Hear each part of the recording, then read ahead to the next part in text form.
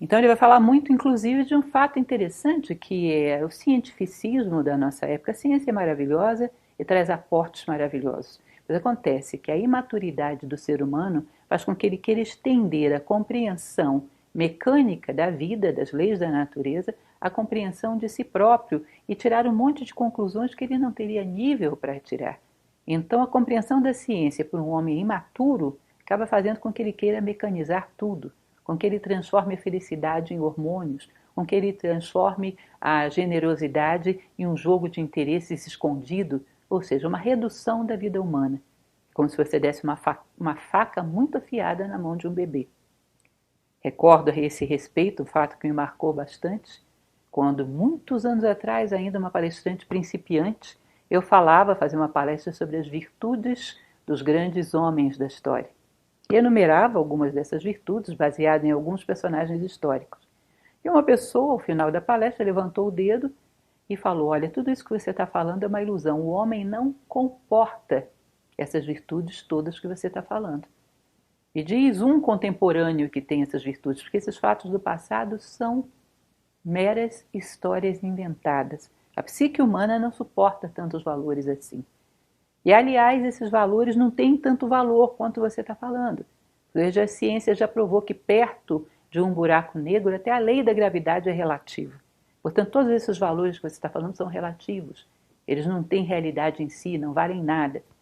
Bom, o discurso foi contundente e, ao mesmo tempo, impressionante. Por ser essa pessoa, uma pessoa que era uma multiplicadora, uma pessoa que tinha um certo status social, isso foi muito preocupante para mim. E ficou marcado na minha memória, porque era evidentemente uma pessoa que estava misturando fatos de uma natureza muito diferente. Talvez a lei da gravidade seja relativa diante de um buraco negro, mas eu não sou buraco negro. Eu sou um ser humano. E se eu quiser testar a lei da gravidade, qualquer janela é generosa para eu executar esse teste. É evidente que só existe um ser no universo que pode dizer tudo é relativo, o absoluto. Nós que não somos absolutos, as coisas que estão no mesmo patamar de relatividade que nós são absolutas para nós. Então a honestidade humana é um absoluto para o universo, para uma estrela? Não, mas eu não sou estrela. Ela é absoluta para mim. E para me levar a completar a minha jornada humana, esse referencial é necessário. A honestidade, a bondade e relativizar essas coisas é um jogo psicológico que provoca um caos, não só mental como moral. É muito fácil intelectualizar que a honestidade é relativa até que você seja vítima de uma desonestidade. Nós sabemos que esse é um intelectualismo que tem efeitos trágicos na prática.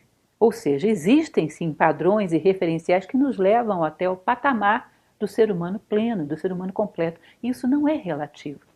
A história do tudo relativo, repito, só funciona para aquele que é absoluto. Nós também somos relativos.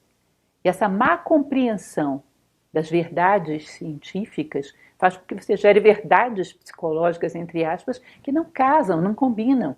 Você está tratando de dois mundos diferentes. Uhum. Então você está tentando cortar uma nuvem com uma faca. São duas substâncias, são ferramentas diferenciadas.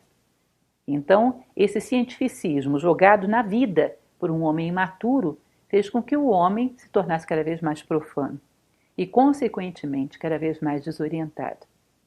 Percebam, reflitam, pensem sobre isso. Quantas vezes temos aplicado ferramentas inadequadas porque já não conhecemos mais as ferramentas para lidar com a realidade humana?